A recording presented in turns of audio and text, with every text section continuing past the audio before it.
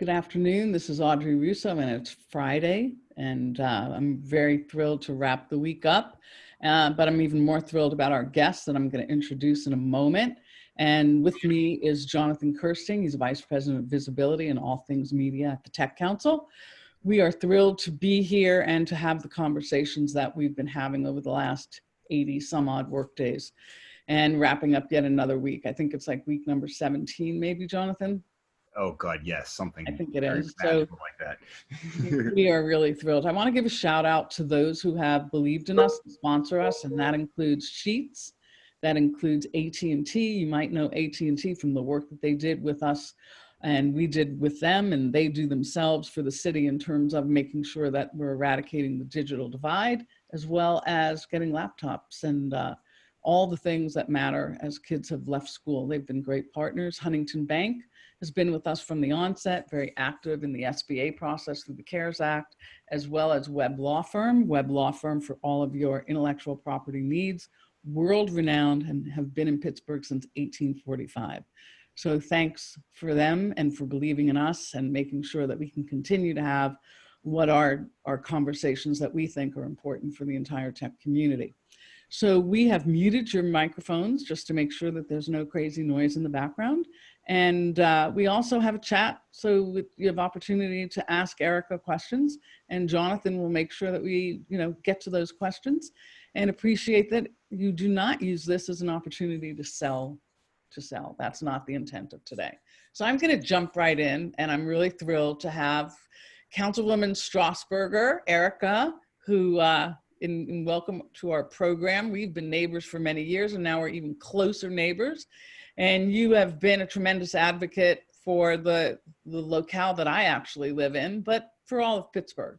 So really appreciate your leadership, and having watched you over the years sort of take the role that Dan Gilman had before and really, fill those shoes. It's been really admirable. So I appreciate your advocacy. I actually appreciate a lot of the leadership and listening that you've done over the last couple of years. It's been very noteworthy. So tell us about your background before we start, so people can just get a sense of who Erika is and what's been her professional background. I think we need to unmute Erika. There she is. And then we need to, yeah. Hi, Erika. Thanks for being here. Hi. Well, thank you so much for having me today. It's a pleasure to be here, and it's a pleasure to see some names and faces that I recognize as well as part of this conversation. So I'm looking forward to this. So yeah, I've been on city council for a little over 2 years. However, and I've been with city government for a little over 6 years, but I actually started in the nonprofit world. I graduated with an environmental studies degree, and one of those rare birds that got into the field that I majored in. So I found a job working for a nonprofit organization, working on advocacy for environmental issues.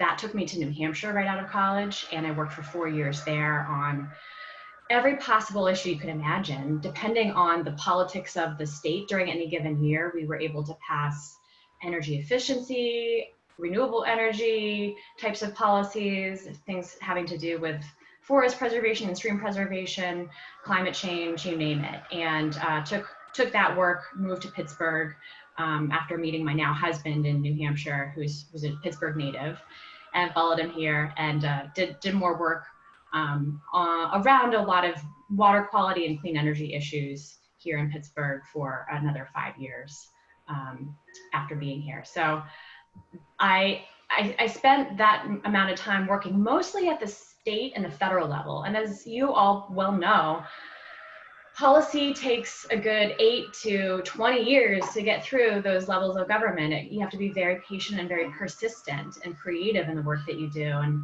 I found that being in Pittsburgh, it really felt like, the quintessential laboratory of democracy where things were getting done.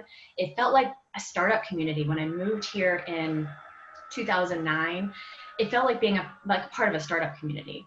And I decided that my next role would be, whether it was in government, whether it was in for-profit, nonprofit philanthropy, it would be about Pittsburgh, and it'd be focused on Pittsburgh. So when I got the opportunity to become the chief of staff for then Councilman Dan Gilman, I took it. And it's been, fantastic learning experience and journey since then. How long has it been? You started in there when you moved into working for Dan, and then you moved into this role. So how long have you been in Pittsburgh government? Brian, she needs to be unmuted. Yeah. So it's been, let's see, I started, it's been about 6 years, a little over 6 years, 6.5 years since I started in city government. Okay, great.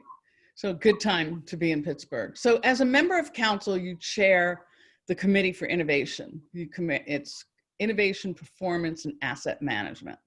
So talk about what some of these issues are. I've enjoyed sort of watching from afar and being supportive, but talk about what that means and the work that you do.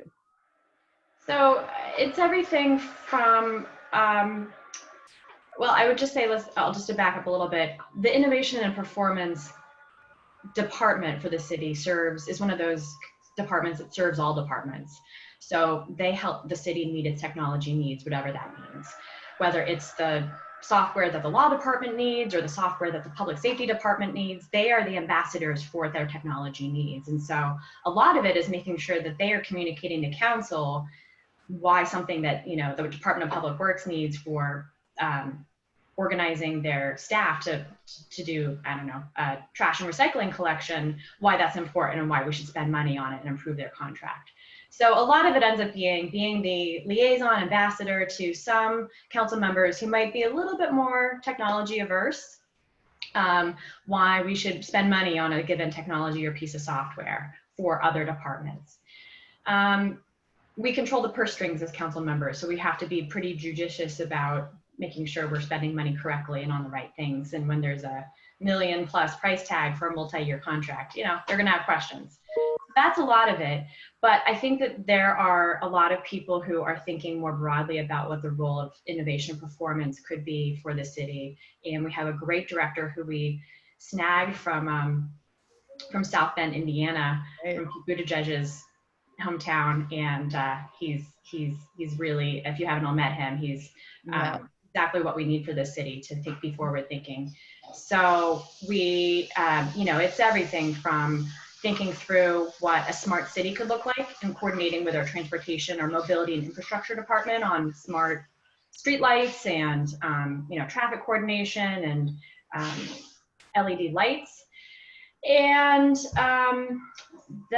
you know, we're also negotiating our cable franchise agreement right now, which happens every 10 years. Actually working with my predecessor, the very first person to have the District 8 position on City Council, Dan Cohen, when council districts became districted rather than at large. He's actually an expert on this issue, working with our city on that negotiation process. And we'll see how that proceeds. But it's a lot of different, it's a lot of understanding how technology interacts and interfaces with different aspects of the city. And as I always say, how can we consolidate? It's easy to almost have a grab bag of different technologies. How do you allow them all to start to talk to each other, work together, and, you know, potentially offer some cost savings as well? And so, yeah, I mean, that's a big task for any city, no matter what.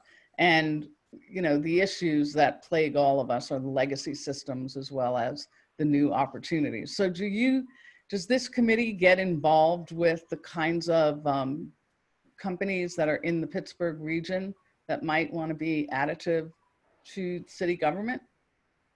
Or do you get? Yes. Yeah. So with any kind of opportunity to contract with the city, there are opportunities for any Pittsburgh company to bid on that contract. Whenever there's, you know, a contract is up for renewal, they will put it out on what's called Beacon, and you can subscribe to Beacon if you're interested in doing business with the city, and you'll get information about when there is an opportunity to bid on a request for a proposal. That's probably the best way to go about it.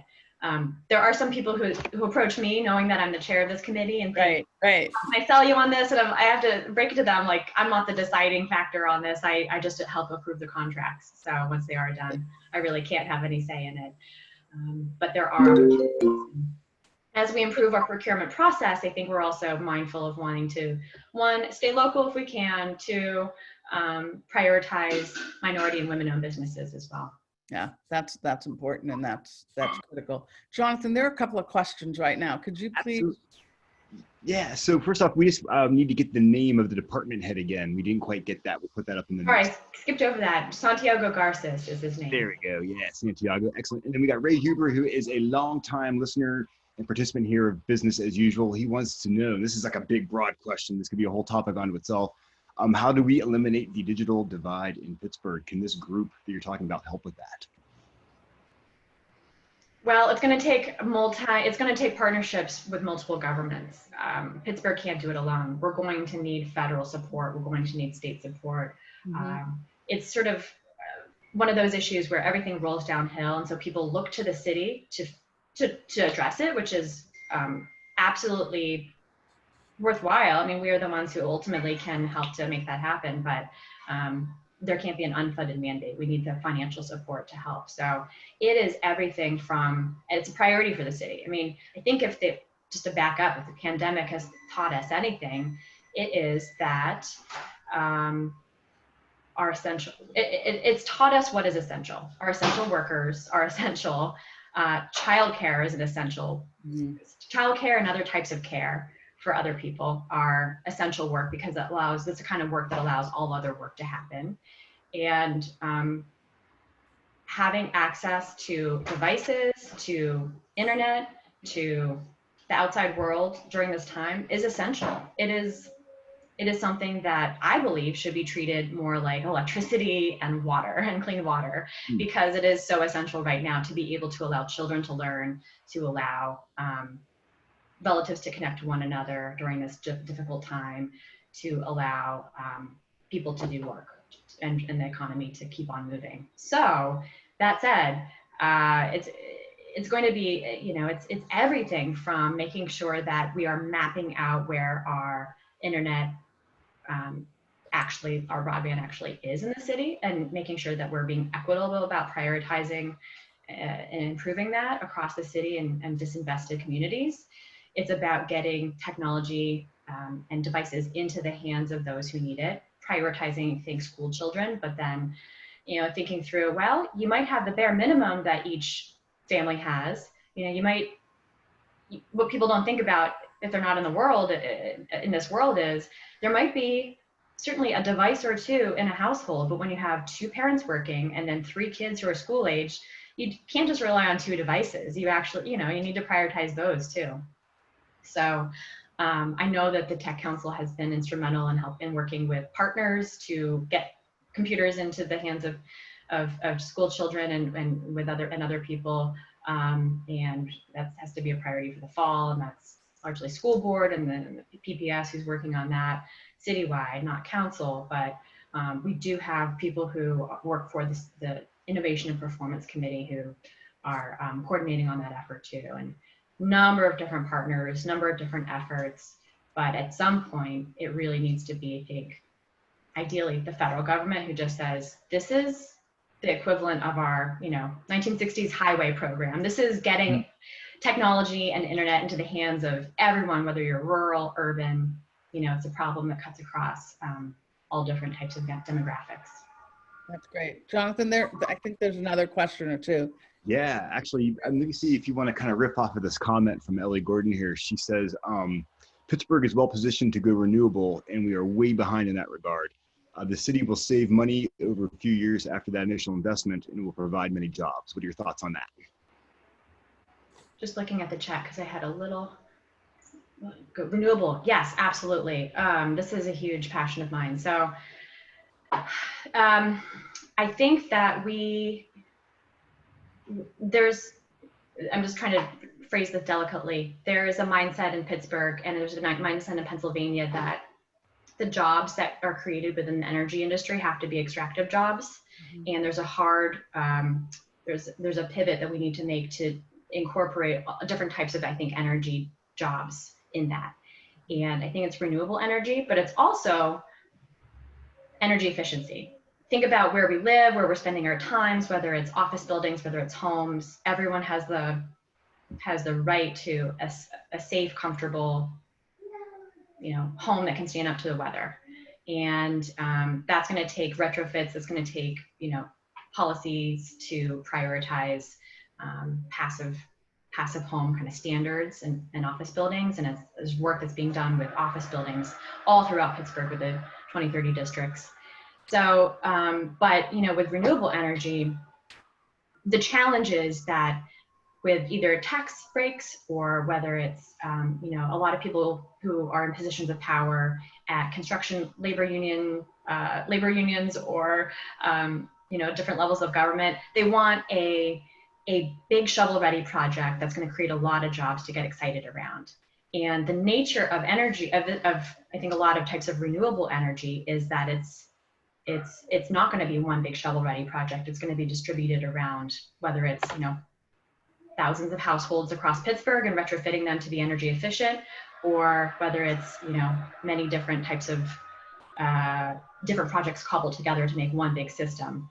One thing I'm optimistic about is the city of Cincinnati has a major solar array right outside of Cincinnati that has just been brought online, or if it hasn't, it's going to be online soon, that will power, I think, every single Cincinnati building. So the city of Cincinnati's buildings, from their city hall to their DPW buildings, 100% will be powered by that project. Pittsburgh has the land and the ability to do the same thing, and I think that there's some people who are in talks to bring possibly that idea to Pittsburgh. That's a huge project that creates jobs and people could get excited about, and then you sort of add all these other ancillary types of projects onto that. But it's needed. I'm ready to have that conversation. And if necessary, I'm ready to lead that conversation because I have the background on this and I have punching above my weight a little bit, but I'd be happy to lead that conversation to make sure that the right people are talking to each other. Good, thank you for that. And that is important. So related to our sense of place, we talked a little bit before we actually went live. We're watching some of the slow, crumbling of our city's restaurant scene, which has been something that we're all been thrilled about, particularly over these last 5 years. And, there, as well as our cultural assets, which are just absolutely tremendous. So some of this inevitable will, we'll have to balance, this public health with economic security. But the city's looking at some ways to help. And what I'd like to do is just ask you, can you talk about some of those ways? Yeah, I think that, we all know that restaurants and business districts are the critical third places of our communities. And without those business districts, a community dies and, it loses population. So they're crucial. And I don't think we recognized just how important they were until now. I mean, we knew that we would like them and they were great, but now we're realizing how important restaurants and small businesses are to a community. So I can talk a little bit about what the city's doing. I can talk about what I'm doing as a council member in District 8 and what council members I think are doing all over. But as far as restaurants are concerned, the Department of Mobility and Infrastructure has a citywide kind of toolkit to allow people who are restaurant owners to, that was created actually by a very fast-moving task force over the period of a few weeks. From people from all across the country and all sorts of different expertise, to then be able to give you lots of options for dining outdoors, because we know that outdoors is going to have to be the safe option in a lot of ways until the pandemic gets under control a little bit more. So, expedited sidewalk permits for dining, expedited permits for if this is an option in a certain business district, temporarily closing or more permanently closing a block of a street so people can dine in the streets. All of those are online at Mobility and Infrastructure's website. And I personally am working through each and every business district in District 8. So that's Walnut, South Highland, Ellsworth, South Craig, and Reynolds Street, to hold together these businesses and talk about what needs to happen, what their needs are, and how I can help facilitate those processes. But then from a larger sort of role that the city and the URA is taking on, there are many, many resources that the Urban Redevelopment Authority and the city have to offer, whether it's helping with e-commerce and getting your business online, whether it is providing grants and loans for various aspects of what you might need right now. A lot of the state money a lot of the federal money that's flowing through the states is kind of then it coming in fits and starts to the Urban Redevelopment Authority to then put out there for grants and loans. And if you go to the URA's website, there are a number of different programs that you can take advantage of as small business owners and as chambers of commerce. The URA website. So it's just ura.org. And if you go to their COVID-19, the portion of their page that covers COVID-19, just a number of different resources for small businesses. So I mentioned earlier that we've done some work in terms of partnering to ensure that the digital divide is hopefully eradicated during these times. And our membership has really stepped up to provide cash and resources to make a lot of that happen. Do you see opportunities in the city in the future to create strong partnerships with the private sector to help tackle some of the challenges that you've articulated over these last 25 minutes?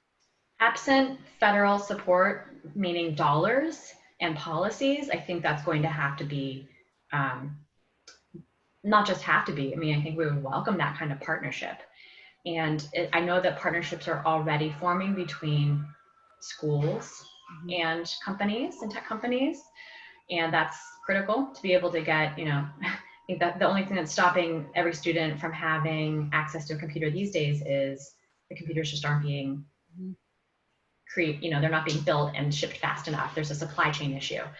But I don't know exactly what that looks like, but I absolutely think that, if we can map it out and we have the data, that's the first step is, making this data accessible. And maybe it already is, and I'm not aware of it, but maybe making the data accessible as to who has what kind of device and where the needs are. And then we can target it. And then we can, be creative about what it looks like. Is it a process that's run through community organizations? Is it run through the URA? Is it, there are a number of different ways that I think it could be structured to partner with the city, whether it's through funding or actual devices themselves. So now I want to switch gears a little bit, and I want to just talk about what really matters again in our world. Restaurants have always mattered. The diversity of cultural assets as well as people are critical to building the future, and particularly those people who are the innovators and are taking the risks and building tomorrow. So from our perspective is that a sense of place and welcomeness really does matter, and that's something material. You have been a strong advocate and champion of the issues that impact international foreign-born immigrants. Talk about that work and what role you see the city can do and has been doing in trying to help attract, retain, and welcome diverse talent into the city. We're very concerned right now about what's happening with students and student visas, and we've been very, very loud on that issue, but we've been working on immigration issues for at least the last decade. Yeah, back when we were able to coordinate with the previous federal administration a little bit more closely, there was talk. I think you probably all knew this. There was talk about taking, H-1B visas and other types of visas and creating an exception to the rule of the numbers that were allowed in by creating an area, like sort of the Great Lakes region area, that would actually be an expansion of the numbers of people who were allowed to come and stay. Because, just because one part of the country is looking to restrict the number of new Americans coming in, doesn't mean that that's a blanket statement for the whole country. We need people to come in, as we know, to Pittsburgh. So does Northeast Ohio, so does Michigan. I mean, these Great Lakes region states, and I guess you could call them Rust Belt states, need people, and whether you're a city large or small. And so that's been a huge priority, I think, of people at every level of government, and I'm no exception. With this latest visa rule, I know that the city of Pittsburgh, the mayor's office, put out a statement today on it, and I think the city is searching for the right opportunity to join onto a lawsuit as well, in addition to the many universities that we have. Right. So we're eyes wide open there. But then, what a city can do is set a tone through its policies and through its rhetoric. And the city of Pittsburgh has a Welcoming Pittsburgh Commission, and has been very active, and I've coordinated with them on a number of things. There has been legislation passed that I helped with that allows for kind of a language access plan so that anyone, especially those in sort of public safety or outward facing roles, are trained on different cultural competencies and that they have access to someone who can help translate 12 different languages for them. So having that in place is really important. Most recently, I was able to champion a bill that City Council passed that would prohibit discrimination. So add as a protected class for housing and for public accommodations. It would prohibit discrimination based on language spoken or citizenship status, real or perceived.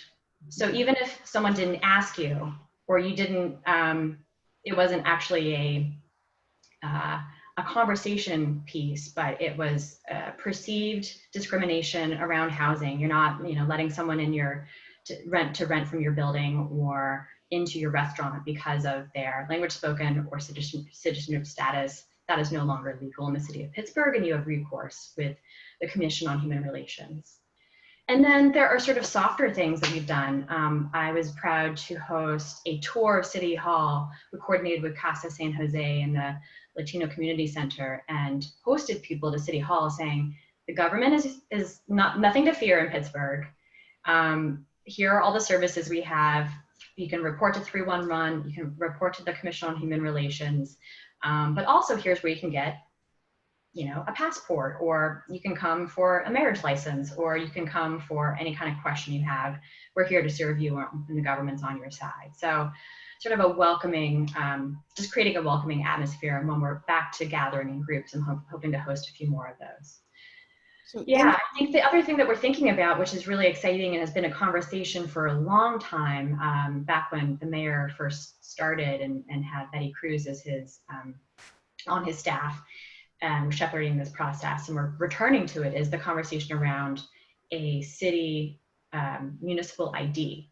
So that if you are unable to get an ID for a state ID, a state driver's license for whatever reason, doesn't have to be just about immigration, you could get a municipal ID, and that would give you access to the city pools and city services and a bus pass, and maybe we can coordinate it so that it's also some of our institutions who are buying into this as well, and helping you get a library card, helping you get access to cultural amenities. Mm-hmm.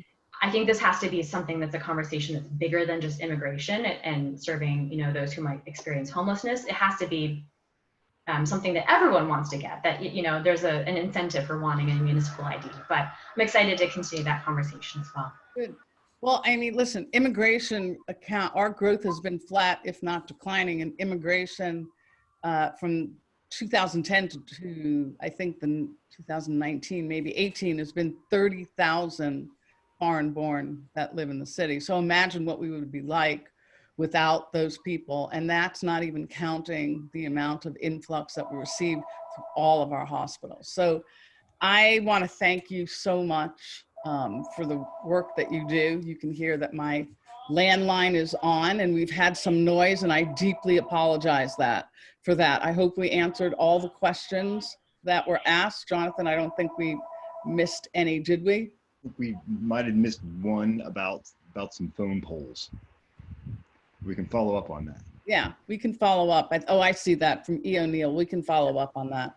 So thank you. Yes, and I do have a landline. Brian is actually asking me that. I have a landline, and as you notice, I don't answer it. But I want to thank Erika for being a champion for many, many of the issues that are in our city, and for just standing up and having a voice for many of the things that matter to the tech community. The tech community is heavily populated in your area as well, that you represent. So it's great to hear from you, and she's very accessible. It's easy to get a hold of her. She's very responsive, and she's very open to hearing what's going on. So I want to thank you, Erika, for taking the time. Thank you for being a champion, and I know we have a lot of work ahead of us. So I appreciate all the work that you do, because it's a round-the-clock job. People don't understand that often. Yeah, it is. It is an around-the-clock job, and it feels even more disorienting to be working from home every day, but I love it. I love hearing from people. So please, my email is on the district. If you can just Google City of Pittsburgh District 8, that is, my email address is there. Just put in the chat my Twitter. You can find us. PGH District 8 is generally our Instagram and our Twitter as well, and we're on Facebook as well. So any way that you want to get into contact with me, I'm here. Thank you. Thanks so much. Thanks to all our sponsors. Thanks to AT&T, to Sheets, to Webb and Huntington for all believing in us. And thank you for another great week. We look ahead and hopefully that we will be under less restrictions by the end of July, and that we can move into, the new world. But thank you so much, Erika, for the work that you do. Thank you, everyone else. Thank you, Jonathan, for being on the call. See everyone on Monday. See you guys. Thanks again. Thank you so much. Bye.